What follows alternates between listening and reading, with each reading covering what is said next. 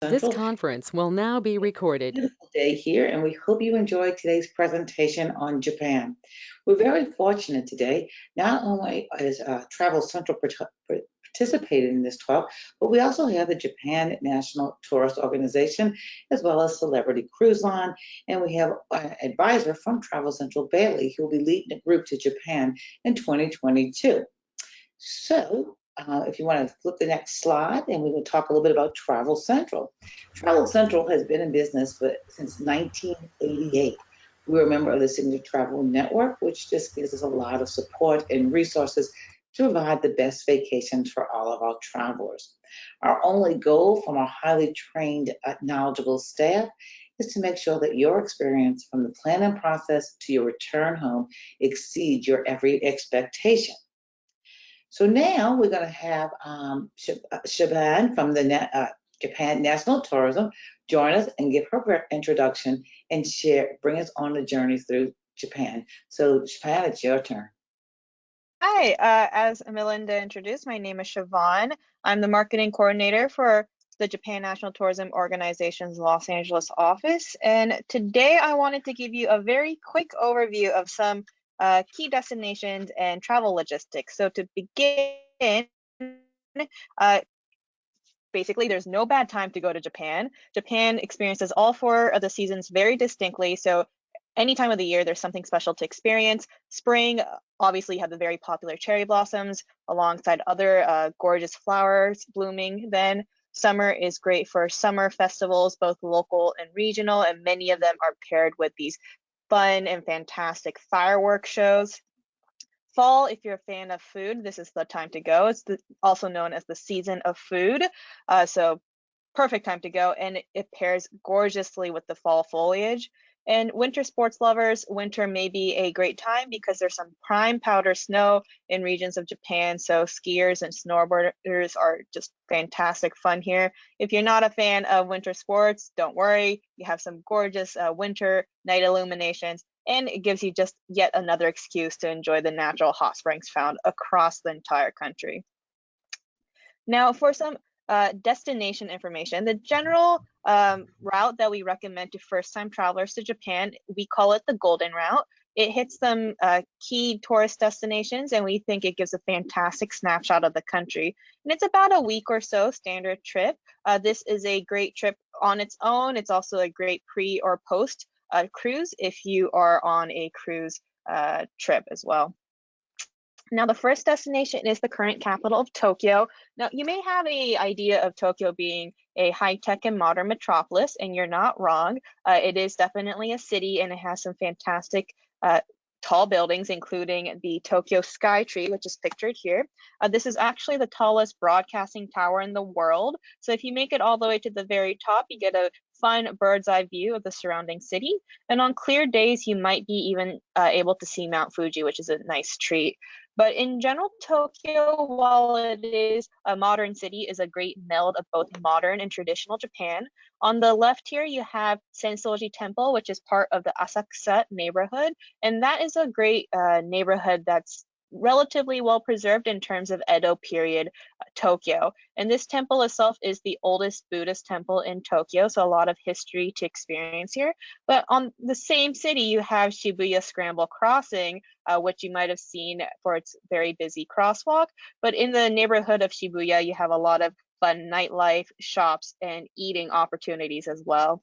And it's not just the neighborhoods, both architecture and art in Tokyo has the traditional and modern aspects.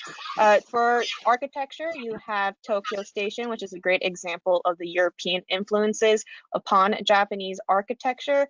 It is a functioning train station, but you also have an underground shopping area, so you don't have to be there for just the transit purposes. You could go there for eating and shopping. And literally within a walking distance away, you have the Imperial Palace. And this is a great example of the Edo period Japanese architecture. Do note, though, that the current royal family does still reside here. So you can't actually go into the buildings, but 3 of the 4 gardens are open to the public. So within it, you could really relax, enjoy the nature, and still enjoy the architecture you see in the surrounding areas. And art-wise, there's a lot of great traditional art pieces housed at the Tokyo National Museum. But if you're a fan of more modern and even maybe digital art, you might have heard of Team Lab's Borderless exhibit, which is world renowned for the kind of interactive digital art rooms that they have. And Team Lab has also collaborated with other companies, such as the restaurant known as Moonflower Sagaya Ginza, where you could pair this delicious food from the restaurant and still pair it with the interactive digital art put on by Team Lab. So that's a nice treat as well. But of course, it isn't just a city. You have reprieves of nature within Tokyo. If you need a little bit of a breather from the hustle and bustle, there's a lot of parks such as Koishikawa Korakuen Garden, where you could take a relaxing walk and kind of rest a little bit before heading back into the busy city. Now, I wanted to offer a couple day trip ideas from Tokyo. I have to admit, there's quite an endless number of day trips, so I just got it down to 2 for today. The first one is going to be Yokohama. Now, Yokohama is about 20 to 40 minutes from Tokyo by bullet train or local train, depending on your choice. A lot of cruises do depart and end here, so it is a great place to visit. Of course, once you arrive in Japan, you could spend a couple days in Tokyo prior to heading your way to Yokohama for that cruise, but you could always just head directly from the airport, and there's plenty to see within the city as well. Noticeably, there is the largest Chinatown in Japan in Yokohama, so it's a great opportunity to meld different Asian cultures and cuisine. And speaking of cuisine, Yokohama is also home to the Cup Noodle Museum and the Shin Yokohama Ramen Museum. So if you're a fan of ramen, maybe instant or not, you have some fun opportunities here to create your own cup of noodles or even create your own bowl of ramen, or just try the different regional flavors that they have offered on a rotating schedule. And at the port itself, there's quite a few fun activities. You do have a Ferris wheel. You also have a red brick warehouse district that's been repurposed into shopping and restaurants, so that's quite fun to wander around as well. Now, another day trip option from Tokyo is this town of Kamakura. It's about 16 minutes from Tokyo, so still very easily accessible. This is an ancient capital of Japan, even older than Kyoto, so there's a lot of history here, lots of shrines and temples.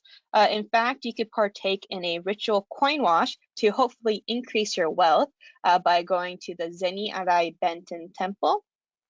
Or you can see the iconic Amida Buddha in Kamakura. This is a image that's probably very linked with Japan nowadays, and it's the largest outdoor bronze statue of Buddha in Japan, so it's definitely worth seeing. And if you're a fan of flowers and you're in Japan in the peak hydrangea season of June and July, Meigitsuin has been nicknamed the Hydrangea Temple. So a lot of the paths there are lined with these gorgeous hydrangeas, which is a nice treat as well. Both Yokohama and Kamakura are very nearby each other, so you could always do both day trips in one go, or you could make each one a day trip of their own. Now, moving on the Golden Route, I wanted to introduce the Hakone and Mount Fuji area. This is a great place to go for outdoor lovers. And of course, on clear days, you can see Mount Fuji. You have options such as horseback riding, kayaking, canoeing, hiking, and that's just to name a few. If you're not as active, I'm definitely not. You could always take the easy route and go on the Owakudani ropeway. And this will take you over some volcanic vents, which is quite fun to see. And at one of the stations on the ropeway, you could actually try the black sulfur egg. These are hard-boiled eggs. They're black shelled, so it's quite unique to see. But if you eat one, it's supposed to add 7 years to your life. Just be sure not to eat too many, as that's supposed to signify that you're too greedy, so it can have a counter effect. And at the very top of this ropeway, you could actually go visit Lake Ashi. And here you could climb aboard a pirate ship, which is quite fun as well. And again, on clear days, you could take a ride on the ship while seeing Mount Fuji from on top of the lake. And if you're a fan of trains and would like to kind of go through the mountain scenery, you could go on the Hakone Tozan Railway. And again, depending on season, you'll get different views. So spring, you have cherry blossoms, summer, hydrangeas line the railways, and fall, you have the gorgeous fall foliage. But Hakone is really well known for their hot springs, or the onsen, as they call it in Japanese. And there's so many different natural hot springs in these areas. Each of them do offer their own medicinal benefits, as each of them have different mineral makeups. A lot of them are also paired with a traditional Japanese inn or ryokan. So you could always spend a night or two, really enjoy these hot springs, relax, and just really take in the nature and enjoy the Japanese hospitality you're sure to experience at those inns. Now, our next stop is Kyoto, and this is the cultural and traditional heart of Japan. As an ancient capital, there's a lot to do here. There's actually over 2,000 shrines and temples and 17 UNESCO World Heritage Sites. So again, there's a lot to explore here. Some iconic sites in Kyoto do include the Fushimi Inari Taisha Shrine, which is pictured on the left here. This shrine is really well known for their many vermilion torii gates, as you can see here. I got very lucky and managed to clip out the other tourists in this picture, but of course it is a popular spot. However, the higher up you go the path, the less people you'll encounter as they slowly give up. So you'll have a better opportunity for those tourist-free pictures or just pictures with yourself.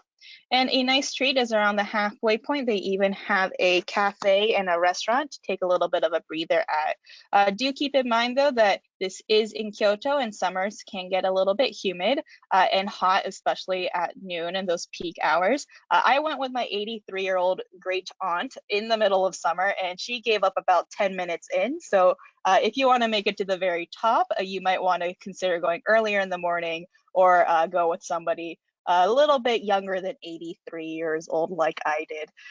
Another iconic view though is the Arashiyama Bamboo Grove. This is absolutely gorgeous and covered in green from the bamboo. And even in summer, these bamboo plants actually kind of conduct a natural AC, so it keeps a little bit cooler than the surrounding areas. Additionally, you could choose to ride a rickshaw or rent a kimono, and that's a fun, very Japanese experience you could have around this area. And if you go earlier in the morning, it'll again be less people. And if you make it to the very top of this path, you have an old villa with some gorgeous gardens, and you'll be able to get some unique views of Kyoto as well. Now, personally, my favorite part of visiting Kyoto is getting quite literally lost in the back streets. As you can see, they're not quite cobblestoned, but they are old paths, especially in areas such as Ninenzaka and Sannenzaka districts. You have a lot of small mom and pop shops and cafes lining these streets. So I find it very fun to kind of get lost and really just pop in and out of these stores, finding some great souvenirs and some eating opportunities. Even new additions to these streets are very well blended in. So for example, you may even see a Starbucks, but you wouldn't know unless you went in and actually smelled the coffee beans. And in other districts of Kyoto include places such as Gion, where you might be lucky enough and encounter some geisha and maiko on their way to work. Now, our next stop is very close to Kyoto, and it's the city of Osaka. It's known for its exciting nightlife, delicious food, and friendly locals. This is yet again another great example of a Japanese city that melds both tradition and modern Japan. You have great history, such as at Osaka Castle. However, this has now been fitted with an elevator, so it is very accessible. And within the castle, you have a lot of artifacts, so history buffs have a lot to enjoy. If you want a bird's eye view of the city, you could always go to the very top of the Umeda Sky Building for a panoramic view. But if you want to experience a different era of Japanese history, if you go into the basement, they actually have a Showa period, which is early 20th century, Japan modeled shopping area. So again, more fun shopping and eating opportunities there. But speaking of eating, Osaka is actually known as Japan's kitchen. So this is a great place to eat your way through the town. They have a neighborhood known as Dotonbori, and this area has a lot of eateries. There's over 1,000 in this small area. So you could, again, eat your way through the city. The Japanese actually have a word, kuidaore, which basically translates to eat until you drop. And this is the basically the perfect place to try that out. So you have some favorites such as kushikatsu, which are these skewered deep fried meats and vegetables. I've been told it pairs great with some ice cold beer. My personal favorite is that takoyaki. And these are these dough balls filled with octopus and various toppings to your liking. I always get very impatient and just pop it straight in my mouth and immediately regret it due to the nice toasty heat that they carry. But it's definitely worth it in my book, as they are absolutely delicious. And if you're a fan of whiskey, Suntory whiskey has won several distinctions in the recent years within the whiskey world. And they actually have one of the 2 distilleries within Japan is nearby Osaka. So you could easily do that as a side trip and do a distillery tour and or a whiskey tasting. And a couple ideas of day trips from Kyoto and Osaka. Again, there's an endless options, but I'm just going to focus on 2 today. The first one being Nara, and this is equidistant from both Kyoto and Osaka, so very easily accessible for a half day to a day trip. This is actually yet another old capital of Japan, so a lot of history here. It's actually the political and religious heart of ancient Japan. There's 8 UNESCO World Heritage venues here, mostly centrally located, so very easy to visit in one go. One of them is the Todaiji Temple, pictured on the very left, and that houses the Daibutsu-den. And while these pictures don't do it justice, this statue is very, very large. In fact, the Todaiji Temple, I believe, is considered to be the largest wooden building housing the largest statue of a sitting Buddha. I might be missing a couple details there, but if that gives you an idea, this statue is rather large and it's very impressive to see. And right nearby, you have Nara Park. So again, another great opportunity for a relaxing walk, and you might even be able to enjoy a nice cup of matcha tea if you happen upon one of the tea houses that are located within the park. My personal favorite thing about Nara are their unofficial mascot, the Nara deer. These deer are seen as messengers of the gods, so they are allowed to be free roaming, and they're quite literally allowed to be anywhere. There's about 1,000 of them in the herd, and they are wild. However, you could purchase deer crackers for a very cheap price from street stalls, and you don't even need to go looking for the deer. The deer will know and come straight up to you. If you bow to them, they may even bow back in hopes of getting a little bit of a snack there. Another option as a day trip is the city of Kobe. Now, this is a port city, so a lot of major cruises do tend to make a stop here. So there's a lot to do within the city. One of the fun things you have to do, or delicious things I might rather say, is if you're a fan of steak, Kobe beef is of course from this area, so it's definitely worth trying this delicious meat at the source. A fun thing you could do is cross the longest suspension bridge in the world and visit the nearby island of Awaji Island. And here you have castles, beaches, and temples to explore. And if you're an adrenaline junkie, you could actually go to the top of one of those towers you see on the bridge. Of course, it is with a guided tour, but you could go rather high up. I believe it's around 984 feet, so almost 1,000 feet, and get very fun views of both Kobe and Awaji Island on either side of the bridge. And great addition to the Golden Route is Hiroshima.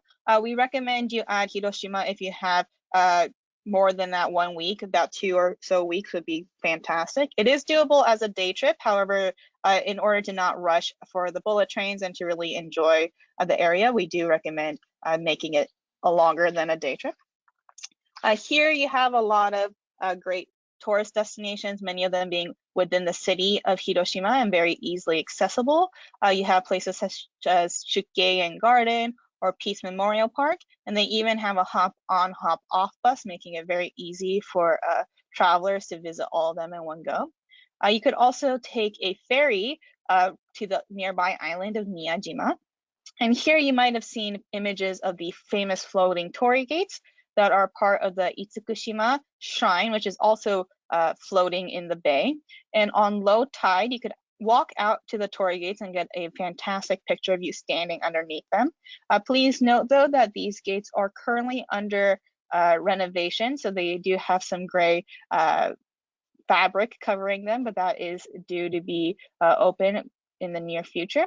Miyajima has other great fun things to do as well, though. They have their own breed of deer, again, wild deer, fun there.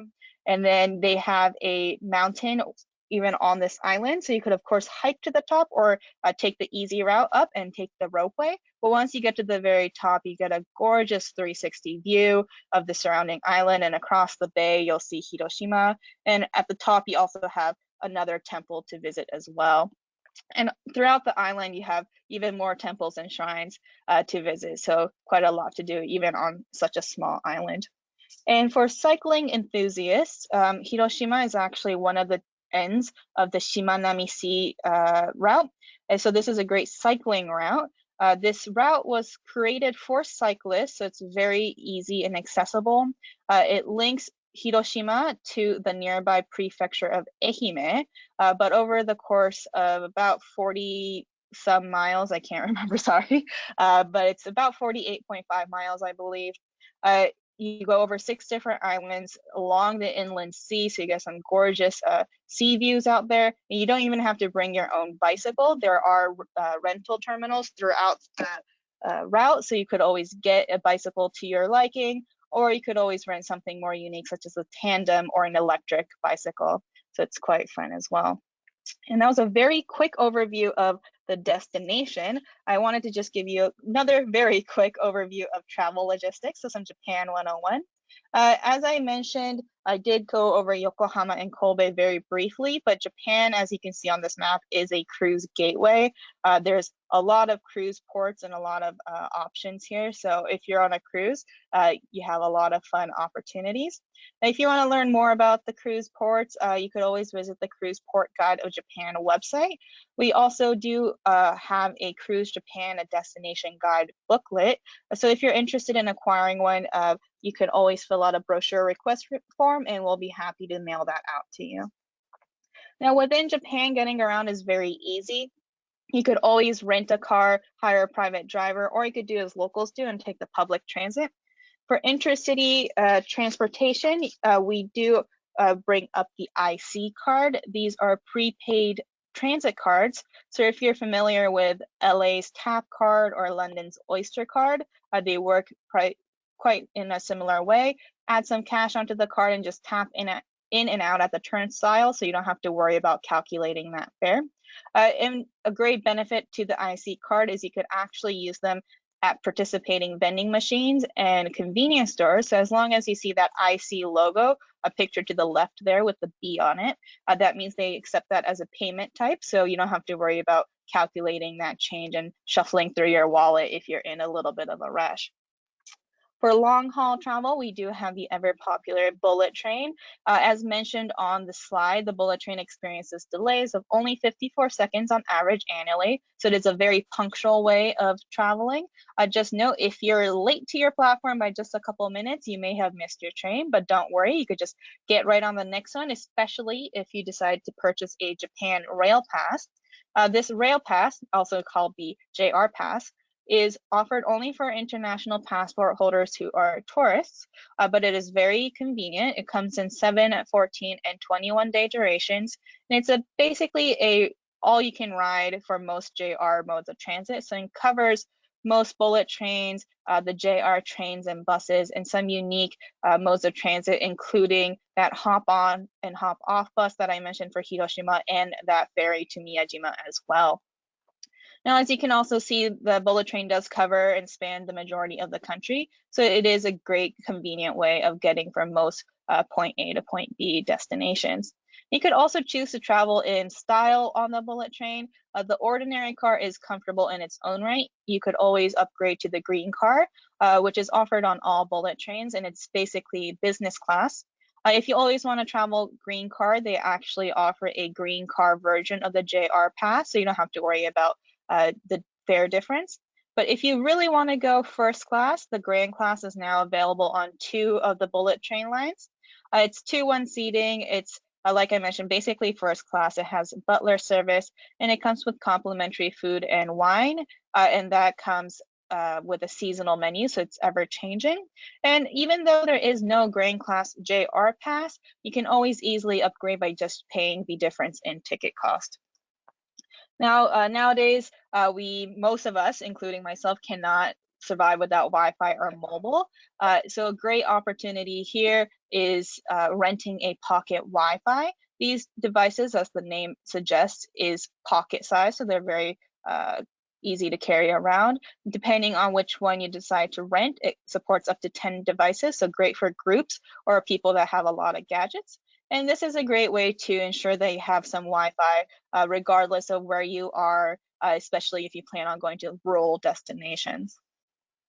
Japan has always been a very safe country, so rest assured, if you're lost or you find that you've lost an item, it's pretty sure that you should be able to get them back or find yourself to be in the correct place soon enough. You could always visit a koban, which is pictured here. It's the equivalent of a police station in Japan, but as I said, there is a very low crime rate, so they oftentimes act as a lost and found and information center.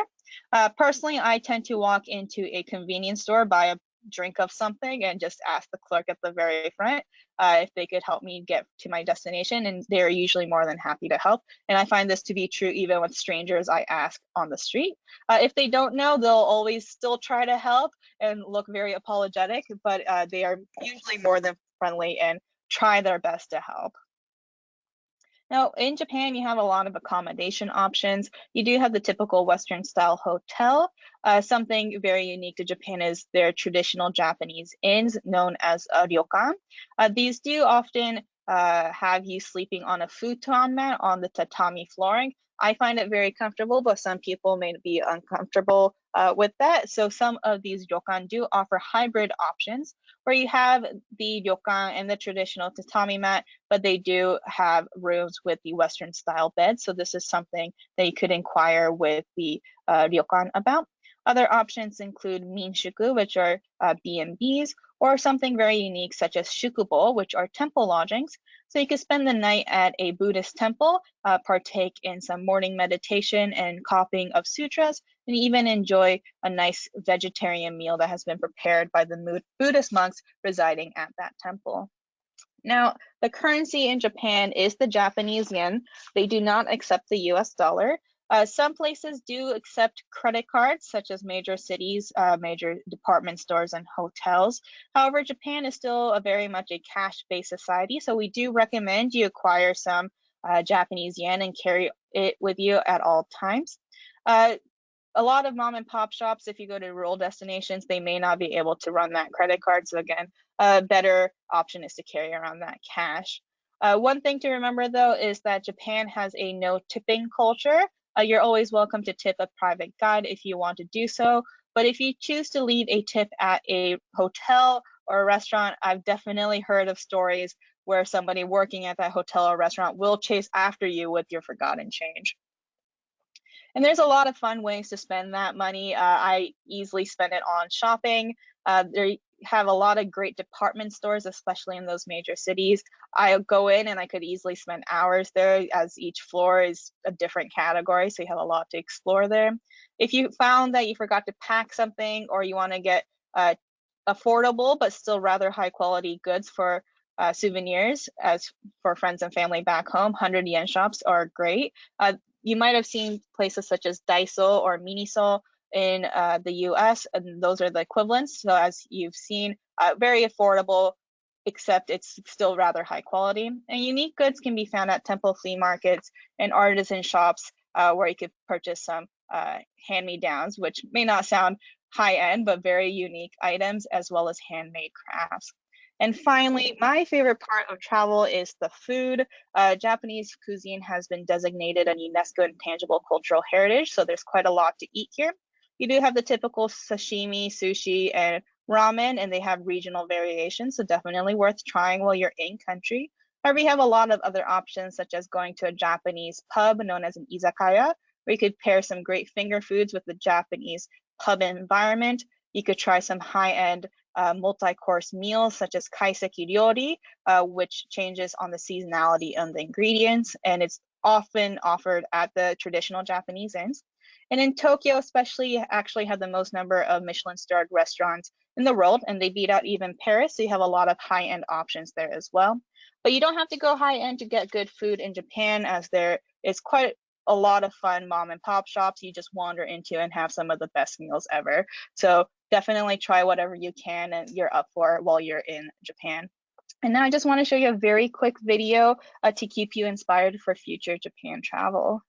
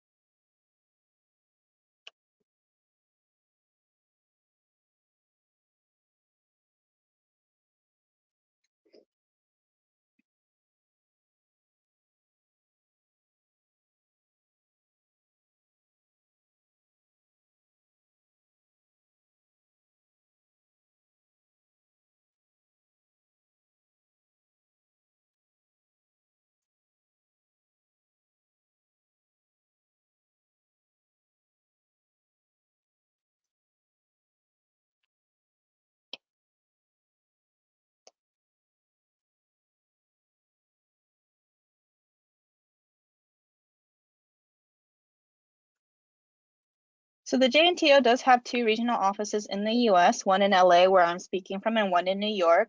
Please feel free to contact either of us. We do currently recommend emailing us instead of calling as we are primarily working from home. Especially both of us are always happy to help you with whatever questions you may have about your upcoming or future travels to Japan. I am always more than happy to help, so please feel free to email us. We do have a fantastic website at japan.travel, as well as accounts on Facebook, Instagram, and YouTube to keep you inspired with some gorgeous images and videos. I was just informed that the sound did not work for the video, so I apologize, but you could definitely find that video on our YouTube channel. So if you want it with some gorgeous music, please feel free to look that up. Thank you so much. I'm going to pass it off now to Kyle from Celebrity Cruises so we could talk about Japan as a cruise destination. And before Kyle Okay. gets before you get started, Kyle, this is Melinda again with Travel Central. This is going to be an opportunity in October of 2022. We'll go over all that. I do see people are putting questions in the chat box, and that's fantastic. We'll answer all those questions at the end. So Siobhan, fantastic presentation. And if you don't mind checking out some of the questions, I'm answering and the ones I know the answer to, but she'll answer those at the end of the presentation. And with that, Kyle, I'm turning it over to you. Thank you. Thank you, ma'am. Well, welcome everyone. Thank you for taking the time this afternoon. What a great presentation, and a couple fantastic things we have in common with her presentation is that we have great food and great shopping on board the ships as well. So we're bringing to your attention a 12-night cruise on the Celebrity Solstice for the fall of 2022. And these are the ports that we're going. So it's going to be round trip Tokyo. You're going to hit Mount Fuji, Kyoto. You're going to actually overnight in Kobe, Hiroshima, Busan.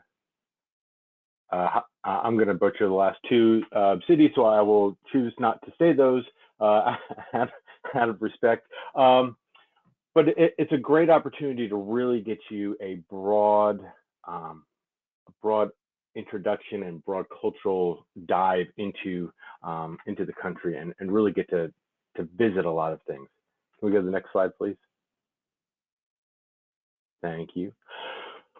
So at Celebrity, we really are trying to focus on what you as our travelers are wanting most. We want to deliver fantastic destinations. We want to deliver amazing designs, over the top accommodations, culinary experiences that just leave you speechless, and also while doing all those other things, providing a holistic wellness environment for you as well. So we not only want to transport you to phenomenal destinations such as Japan, but we also want you to enjoy the ship as a destination of itself. We've done as you'll see in the next few slides, we've done a lot of work over the last several years to really elevate the accommodations on board and really usher in the new luxury that we're trying to offer to you and for you to experience as guests. Next slide, please. So as you look forward to booking your Celebrity Cruise vacation to tour Japan, one really neat feature is that each booking always has included with it the tips. It includes Wi-Fi for 2 devices per stateroom and a classic drink package, beverage package that includes the gratuities on those drinks. So if you would like, say, your glass of wine or your cocktails before dinner, you can go get your cocktail, swipe your card, and there's going to be a zero balance on the receipt when they hand it to you. So we're covering the cost of the drinks and covering the gratuities as well. If you would like to, you're seeing the second column, elevate your cruise experience, we're still going to include the tips, the Wi-Fi, and we're going to upgrade you to the premium beverage package, which just gives you a little bit higher level of brands of cocktails, beer, wines, etc. And then it's also giving you a shore excursion credit, and that's for an additional $30 per person per day. If you'd like to indulge yourself, well, then we're going to take you to a streaming level of Wi-Fi. It's just going to give you a higher bandwidth. We're going to give you the premium alcohol package, but then we're also going to give you a shore excursion credit as well as an onboard credit, and that's an additional $30 per person per day. So just want to point out that all of our vacations now booked. So when you get your price quoted to you from Travel Central, all of the prices are booked with the always included. So really neat thing. It really makes it a more all-inclusive style of vacation, so that you really don't have to be worrying about taking out your CPAS card and charging things all the time. Yeah. Next slide, please. So as I mentioned earlier, we have been going through and redesigning the staterooms and interiors. And here's just an example of one of our veranda staterooms. You can see that it's got some nice modern colors, feels to it. It's gotten away from the traditional deep dark wood colors, just total that either that really dark wood or that really light wood. So it's giving you a nice muted palette. And then we've also updated the bathrooms, trying to make them as large as possible, updating the shower space to give you as much space in the stateroom as possible. Next slide, please.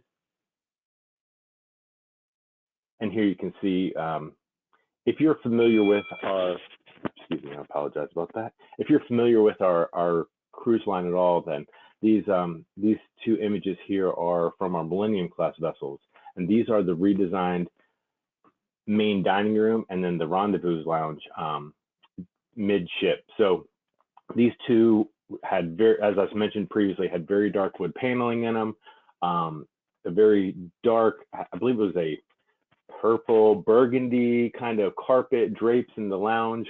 It wasn't a very inviting, making you want to come in, sit down, have a cocktail, enjoy some live music. But they've really gone to great lengths to update, modernize, and really revolutionize the ship so that they provide a much more inviting opportunity for you. Next slide, please. And as you can see, we not only updated our Millennium class, but we've also updated our Solstice class as well. We have a new craft social, eatery, lounge area, as well as on our lawn club. We've created some new alcoves, just to have a little private space away from everyone else while being on some live grass in the middle of the ocean. Next slide, please. And then don't forget the retreat. That is for our suite guests. And with the retreat comes access to the suites only specialty restaurant, Lumine. It has access to our retreat lounge that is open to our retreat guests.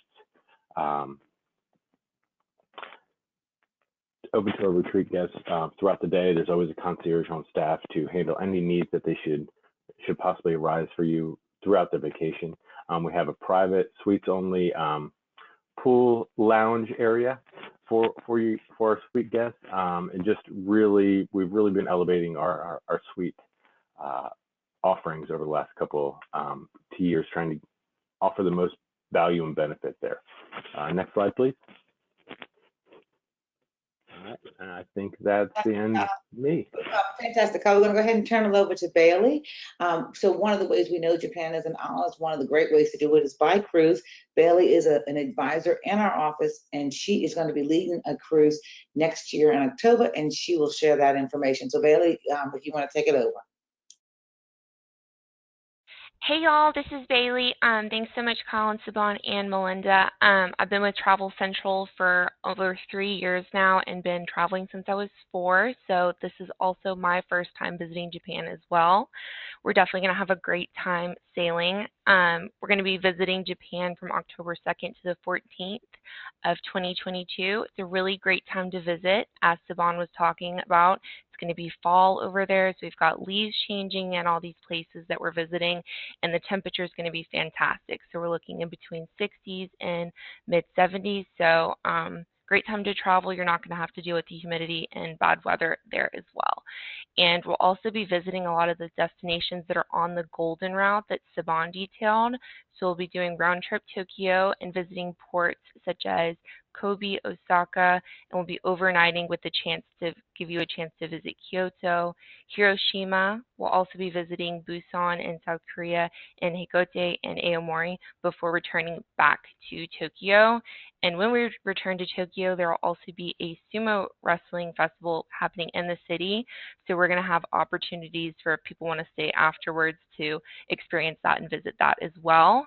So some really exciting things happening there. And of course, I'll be on board for a hosted sailing. So I'll be making sure that everyone gets the best perks and experiences while they're there. So the cruise is going to include 12 nights of all your accommodations. I think we need to go ahead and move to the next slide. Okay, go ahead. Okay. Okay, perfect. And then so hosted vacations are group amenities. You'll get, discounted rates and all those special things with us as well. And then you'll also get some great amenities added just for our group, which is $50 onboard credit, chocolate-covered strawberries and champagne for each of your staterooms. And then also a special thing that we have right now is if you deposit before March 31st, you'll get an additional $200 of onboard credit to spend at some of those great specialty restaurants that Kyle showed us.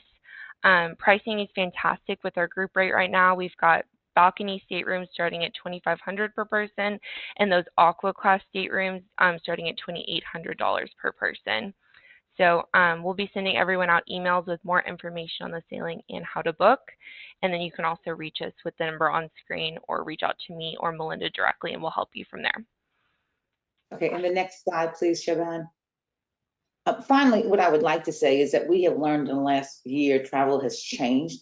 We as a staff have kept up with those changes. Someone asked about this cleaning protocols and the safety hygienes of all the cruise lines, tour operators, airlines, and airports. The only one who's required to follow CDC requirements is the cruise lines. The rest of them are actually making their own protocols, but everyone has elevated it. This year is going to be a strange year for travel, but we are keeping up with the flexibility, the changes, the insurance requirements, and everything. I think more than any time in history of travel, and I've been in it for 33 years. This is one of the most needed times to have an advisor who's keeping up with those types of things. So on our next slide, we'll talk a little bit about the upcoming virtual seminars. So again, we do virtual just to hope that pique your interest on different destinations around the world and that you can travel to. So next up, we have Finland, Norway, and Iceland. Then we have Antarctica, US river cruises, and Egypt. So please join us. All of them you can register at our website or on Eventbrite. And finally, we want to thank you for joining us today. If you have any questions, here is our number. Here is a picture of the itinerary that they'll be doing on the cruise. And as you can see, it does follow much of the Golden Route. We hope you will consider giving us a call tomorrow. Again, the presentation has been recorded and everyone will receive the recorded presentation tomorrow by email from Travel Central. Thank you.